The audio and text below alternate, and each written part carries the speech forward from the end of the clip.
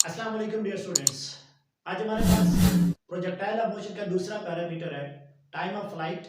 हमने क्योंकि previous video के अंदर height of projectile find out की थी, अब हम लोग रिलेशन फाइंड आउट करने जा रहे हैं और फिर इस पे डिफरेंट तरह की क्वेश्चन भी देखेंगे। वो आपके पास है time of flight. So let's start our topic that is time of flight. इससे पहले हमने बात की थी हाइट ऑफ प्रोजेक्टाइल की। तो हाइट के लिए वैल्यू क्या आई थी आपके पास? वैल्यू आई थी v i square sine square of theta divided by 2g। और अगर आपको वी आई के बनो एंगल के बनो तो आप लोग आसानी के साथ वैल्यू फाइंड आउट कर सकते हैं। इसकी हमने डिफरेंट ट्रिक्स देखी थी। अब हमारे पास है time of flight. Time of flight को पहले डिफाइन करते हैं। टाइम ऑफ फ्लाइट क्या हो जाएगा? टाइम टेकन बाय प्रोजेक्टाइल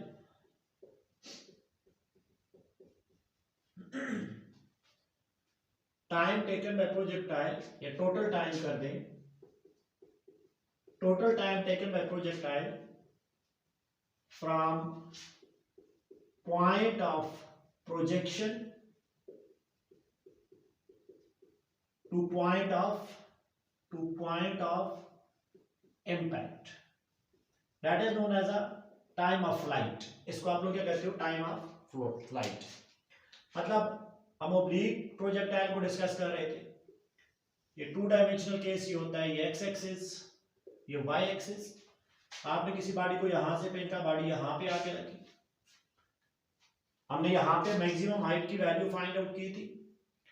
अब यहां से इस पॉइंट से, this point is known as point of projection, और ये वाला पॉइंट कौन था? Point of impact. यहां से लेकर यहां तक जो टोटल टाइम बॉडी लेती है, ये जो टोटल टाइम होता है, this is known as time of flight. इसको आप लोगों ने फाइंड आउट करना है। This is known as time of flight. तो यहां से एक ही चीज याद रखनी है आप लोगों ने कि टाइम ऑफ फ्लाइट, फ्लाइट का मतलब है ये वर्टिकल का फिनोमेना है। जैसे height is purely vertical phenomena, ऐसे ही टाइम ऑफ फ्लाइट भी क्या है? वर्टिकल फिनोमेना है। अपनी उड़ान के दरमियान में कितना टोटल टाइम लगता है, वो जितना टोटल टाइम हवा में रहता है, फोर्स ऑफ ग्रेविटी में रहता है, वहां पे जो टोटल टाइम वो लगाता है, जो उसको रिक्वायर होता है, उसको कहते हैं टाइम ऑफ फ्लाइट। इसको फाइंड आउट करने के लिए हम लोग क्या करेंगे? जैसे हाइट के लिए हमने थर्ड इक्वेशन यूज की थी, तो यहां पे हम लोग सेकंड इक्वेशन यूज कर लेते हैं। We will use second equation. we will use second equation। और स्टूडेंट सेकंड इक्वेशन क्या है? s equal to we i t plus half a t square. और अगर ये फिनोमेना कौन सा? ये वर्टिकल का फिनोमेना है, यहाँ पे y लेके वी आई के साथ भी y हो जाएगा, एक्सेलरेशन का भी y कंपोनेंट हो जाएगा। वर्टिकल में हॉरिजॉन्टल डिस्टेंस नहीं है, तो this will be put as a zero.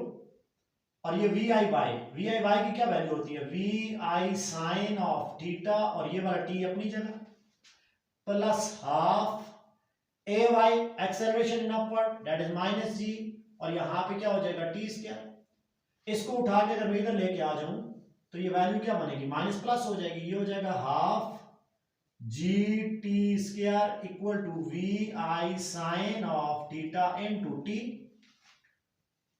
We I sine of theta. ठीक है, ये टी एक इस टी से कैंसिल हो गया, तो यहां पे क्या बचेगा? यहां पे बचेगा half g t equal to we I sine of theta. और यहां से अगर आप लोग वैल्यू निकालें टी की, तो ये क्या हो जाएगा? देखिए टी इक्वल टू, ये जी इधर मल्टीप्लाई हो रहा है, उधर जाके डिवाइड हो जाएगा, तो टू उधर मल्टीप्लाई हो जाएगा, two we I sine of theta divided by क्या हो जाएगा? G. So this is the total time taken by the projectile during its flight.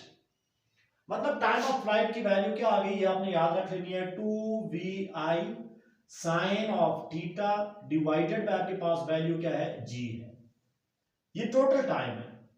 और लेट करें ना अगर आप लोगों के पास, मैं कह रहा हूं t bar is a time at maximum height, time at summit height, summit height. तो ये भी कोई इतना मुश्किल नहीं है। आपको पता है अगर ये पूरा टाइम, अगर आपके पास यहां से यहां तक टोटल टी है, तो यहां तक जो टाइम लेगा समिट हाइट तक, वो हाफ हो जाएगा, टी बाई टू हो जाएगा। तो इसको आप लोग कैसे फाइंड आउट करेंगे? टी बार इक्वल टू क्या हो जाएगा? टी बाई टू, और यहां से टू कैंसिल हो जाएगा, तो वैल्यू क्या आ जाएगी? V I sine of theta divided by क्या हो जाएगा? जी। ये टाइम आपके पास एट समिट हाइट, ये कहां पे आपके पास वैल्यू आ जाएगी? मैक्सिमम हाइट पे ये वैल्यू आपके पास आ जाएगी टाइम ऑफ फ्लाइट की। यहाँ भी तो एंगल आपके पास सीधा सीधा है, साइन ऑफ थीटा है, तो साइन ऑफ थीटा की वैल्यू हमें पता है कि साइन पे वैल्यू कहाँ पे होती है, वो चीजें चलिए हम लोग देख लेंगे। अब अगर आप लोग इस इक्वेशन को लेके, तो ये इक्वेशन क्या लिखी हुई है, ये जो इक्वेशन लिखी हुई है, अगर इसमें आप लोग साइन ऑफ थीटा 1 ले लें, इस इक्वेशन की बात कर रहा हूं, if sine of theta equal to 1, तो ये वैल्यू क्या बन जाएगी, ये वैल्यू बन जाएगी टी, जो मैक्सिमम आपके पास हो जाएगा, सॉरी ये हो जाएगा आपके पास 2vi डिवाइडेड बाय क्या हो जाएगा जी। इसी वैल्यू को बैक इधर पुट करें, अब आपके पास जो इक्वेशन बनेगी वो क्या बनेगी, t equal to t maximum n two आपके पास क्या बनेगा साइन ऑफ थीटा। तो यहां से वो क्वेश्चन करेगा, वो कहेगा टी और टी मैक्सिमम का बताएं, वो कब आपके पास 1/2 होते हैं, मतलब वो क्वेश्चन अगर आपको करे at theta equal to 45 degree, what is the ratio of t over t maximum, time और मैक्सिमम टाइम, जो टोटल टाइम उसका एंगल किया, तो आप लोग आसानी के साथ वैल्यू पुट कर सकते हैं, क्योंकि हमने देखा हुआ है कि साइन ऑफ थीटा आपके पास, साइन ऑफ 45 आपके पास क्या होता है 1/√2, तो ये 1/2 टाइम्स ऑफ ये हो जाएगा, लेकिन क्योंकि टाइम मैक्सिमम आपके पास टोटल टाइम ही होता है, तो बहुत कम इस तरह के वो क्वेश्चन यहाँ से आप पे इंसर्ट करेगा।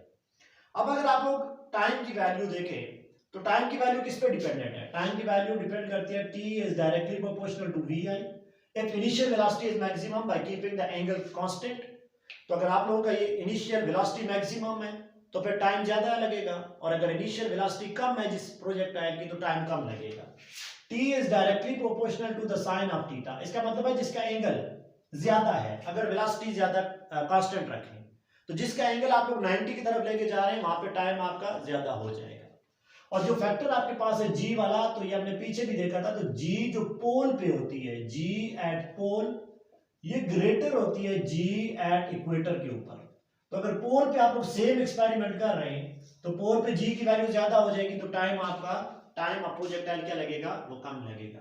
यहां से तो कुछ इतना इतना कोई मुश्किल क्वेश्चन वो बनाता नहीं है, लेकिन क्योंकि अभी हमने पढ़ा था हाइट और टाइम का रिलेशन, तो अगर बाद दफा वो आपको दे दे कि हाइट और टाइम का रिलेशन क्या है, तो एक पॉइंट आप लोगों ने याद रखना है, वो क्या आपके पास इंपॉर्टेंट कॉन्सेप्ट है, आप इसको प्रूव भी कर सकते हैं, लेकिन आप लोग याद रखें, हाइट जो होती है उसका फार्मूला होता है t square g divided by 8। ये आप एक फार्मूला याद कर रहे हैं, हाइट और टाइम के दरमियान ये रिलेशन है, मतलब अगर वो टाइम गिवन करें, अब वी आई वो गिवन नहीं करेगा, वो साइन थीटा भी गिवन नहीं करेगा, अगर तो वो आपको वी आई साइन थीटा गिवन करता है, तो टाइम की वैल्यू तो फाइंड आउट कर सकते हो, लेकिन without giving much more information, वो क्या है, लेट्स सपोज करें टाइम ऑफ प्रोजेक्टाइल है 2 सेकंड का, तो आप लोग सिर्फ वहां पे क्या बता दें, हाइट कितनी हो जाएगी, so you will always use this formula. अब आप लोग यहाँ पे क्या करेंगे, h equal to t is 2, 2 का स्क्वायर 4, g को 10 से मल्टीप्लाई करें और 8, तो 8 10 4 40 डिवाइडेड बाय 8, तो आपके पास हाइट कितनी आ जाएगी, हाइट आ जाएगी आपके पास 5 metre. So this is the formula, most important formula, relation between height and time, ये आप लोगों ने याद रखना है, इंपॉर्टेंट है, इस पे आप लोगों का क्वेश्चन भी आ सकता है। तो ये जो मैट्रिक की फार्मूले यहाँ पे लिखवा रहा हूँ, ये आप साइड वाइज नोट भी करें, एमडी कैट थीटा के लिए बहुत ज्यादा इंपॉर्टेंट है। उम्मीद है आपको समझ आई होगी, आसान सा टॉपिक है, कोई इतना मुश्किल नहीं है, इस पर थोड़ा सा काम करें और भी बेहतर हो जाएगा। Thank you, Allah Hafiz.